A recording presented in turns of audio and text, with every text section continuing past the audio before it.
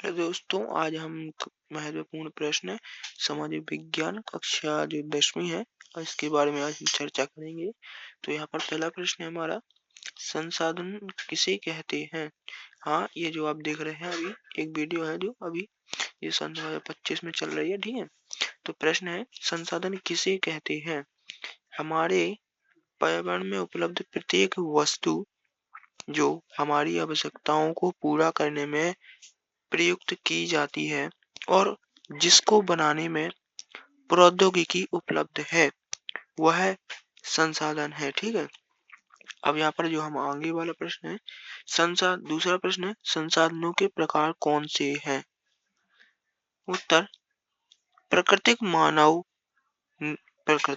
मानव निर्मित और मानव संसाधन। कितने प्रकार होते हैं हमारे? 3 प्रकार होते हैं। प्राकृतिक होते हैं, मानव निर्मित होते हैं और एक मानव संसाधन ही होते हैं, ठीक है। तो संसाधनों का वर्गीकरण, प्रश्न है संसाधनों का वर्गीकरण क्या है। संसाधनों को निम्नलिखित प्रकार से वर्गीकृत किया जा सकता है। पहला है उत्तेजित के आधार पर, जैसे जैविक और अजैविक हो गया। दूसरा है संपत्ति के आधार पर, नवीकरणीय और गैर नवीकरणीय, ठीक है।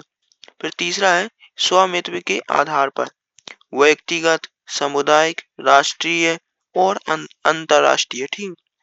विकास की स्थिति के आधार पर संभाव विकसित स्टॉक है, ठीक है। यहाँ पर जो हमारा यहाँ पर प्रश्न है, एजेंडा 21 क्या है। एजेंडा 21 क्या है और इसके सिद्धांतों की सूची बनाइए।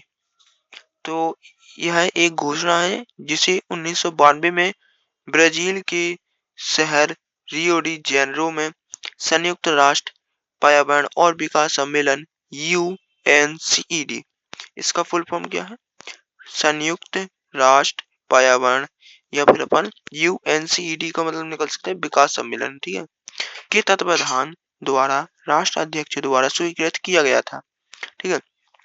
इसका सिद्धांत क्या है। इसका उद्देश्य है भूमंडलीय सतत पोषणीय विकास हासिल करना है और यह एक सूची है जिसका उद्देश्य सामान्यतः पारंपरिक आवश्यकताओं को पूरा करना है, ठीक है। और एजेंडा का मुख्य उद्देश्य क्या है, यह है कि प्रत्येक स्थानीय निकाय अपना एजेंडा 21 तैयार करे, है ना, ये हो जाएगा अपना, ठीक है। और जो अपना फिर आगे का प्रश्न है क्या है, यहाँ पर ये देख लेते हैं हम, भूमि निम्नीकरण क्या है और इसका संरक्षण कैसे करें, ठीक है।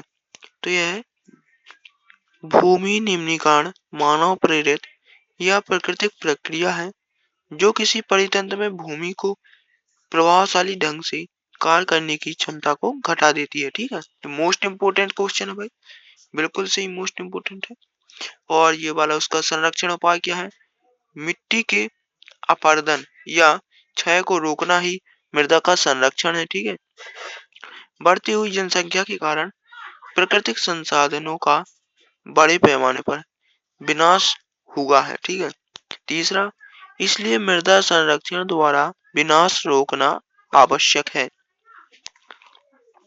मृदा परिच्छेदिका का चित्र, तो ये रहा हमारा ऊपरी मृदा है जिसे हम ह्यूमस कहते हैं, और यहाँ पर हम जूम कर लेते थोड़ा, ये रहा उप मृदा। अब जो चट्टाने हैं, बालू, गाद, चिकनी मिट्टी, ठीक है।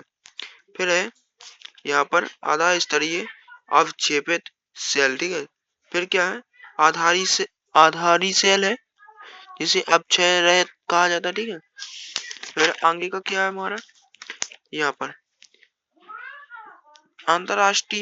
अंतरराष्ट्रीय स्तर पर संसाधन संरक्षण की वकालत क्लब ऑफ रोम ने की थी। कब की थी? 1968 में की थी ना। तो यहाँ पर हो जाएगा प्रश्न, भूमि कैसा संसाधन है। भूमि एक सीमित संसाधन है, ठीक है।